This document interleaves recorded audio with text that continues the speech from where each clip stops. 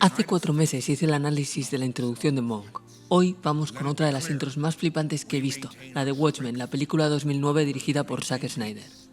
La primera escena nos sirve para ver avanzar la trama, nos presenta un par de personajes, el tono y la estética. En el caso de esta película tiene un componente estético muy grande. La estética nos mete dentro de la película, de manera que cuando entramos en las primeras escenas de exposición ya estamos con la trama en movimiento. Y otra cosa que tiene esta película muy guapa son los créditos iniciales. Muchas veces se pone en los títulos la gente que ha trabajado, pero no tiene un tono o una estética definida. Luego hay casos que se hacen los créditos con un alto contenido estético, como por ejemplo las películas de James Bond, pero que a nivel de información no nos adelantan nada del contenido de la película. En este caso se suma todo, la estética de la película con un alto nivel de exposición que nos va a dar información sobre el pasado de los personajes que vamos a ver y además nos cuelan alguna que otra semilla. Tenemos una primera escena donde aparece un personaje al que no conocemos.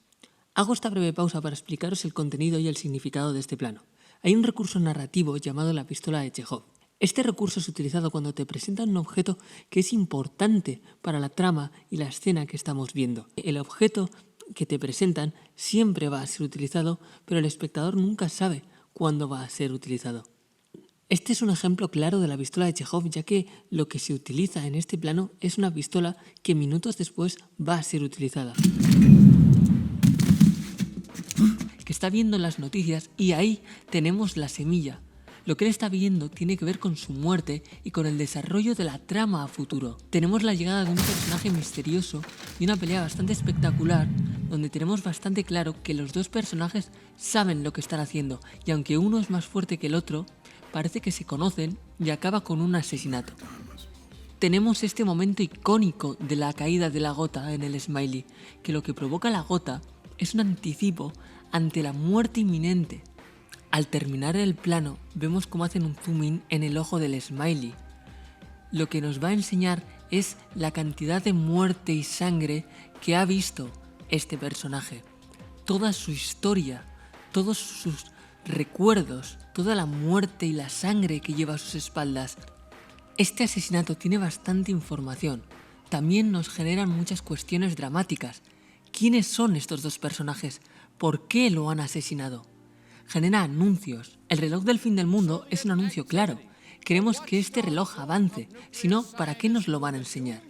Luego tenemos estos títulos de crédito gloriosos que no solo nos cuentan una historia de ascenso y caída de los superhéroes en general y de estos dos grupos que nos van a retratar en concreto, sino que nos presentan mucha más información.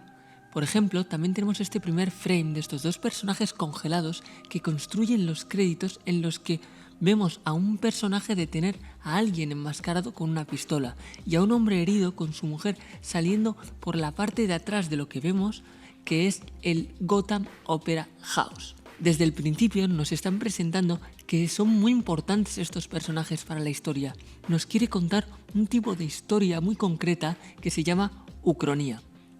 En el caso de la ucronía que nos presentan, el momento clave de cambio de esta ucronía es la guerra de Vietnam. En la realidad, los estadounidenses perdieron la guerra. En esta historia, gracias a la existencia del Dr. Manhattan, que es básicamente un dios que tiene un montón de poderes, todos los que os podáis imaginar, por un caso de radiación y movidas, tiene que ver con lo nuclear. Está todo bien integrado en lo que nos están contando. Y por eso ganan la guerra. De hecho, hay un momento muy gracioso en el que el comediante dice: ¿te imaginas que hubiésemos perdido esta guerra? Nos hubiésemos vuelto locos.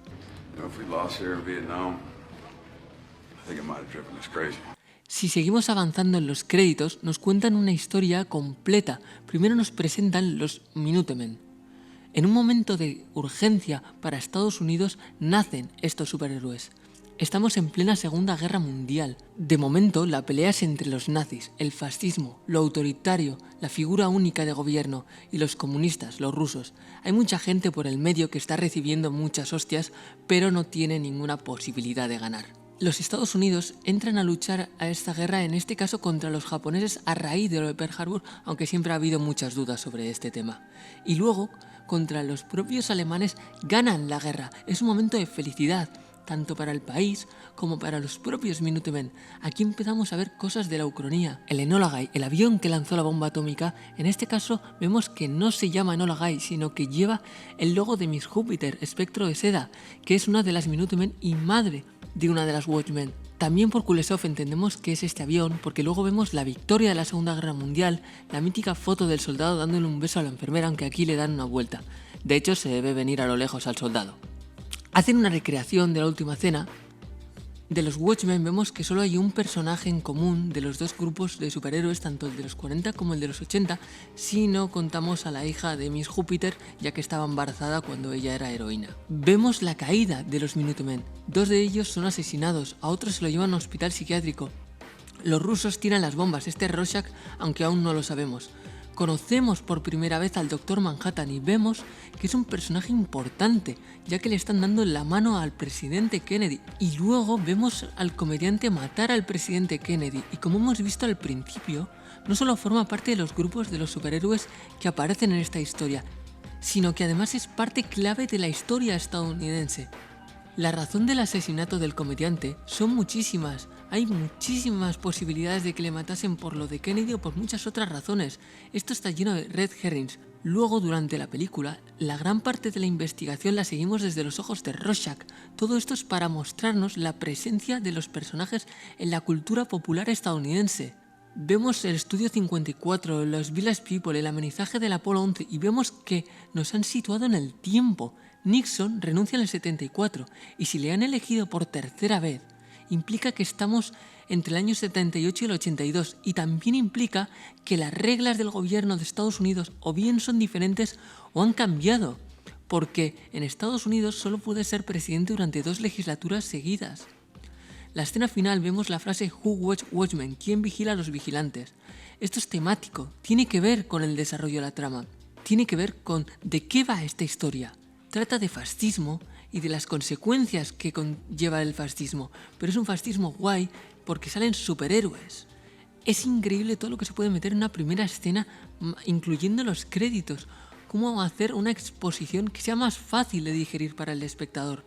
Hay un montón de información que acabamos de recibir, pero que no somos conscientes de que la hemos recibido hasta que sigamos avanzando en la historia y empecemos a conectar los puntos. Muchas semillas ya han sido sembradas y muchos anuncios se han puesto desde el principio. Además, lo más importante es que está guapísima esta escena.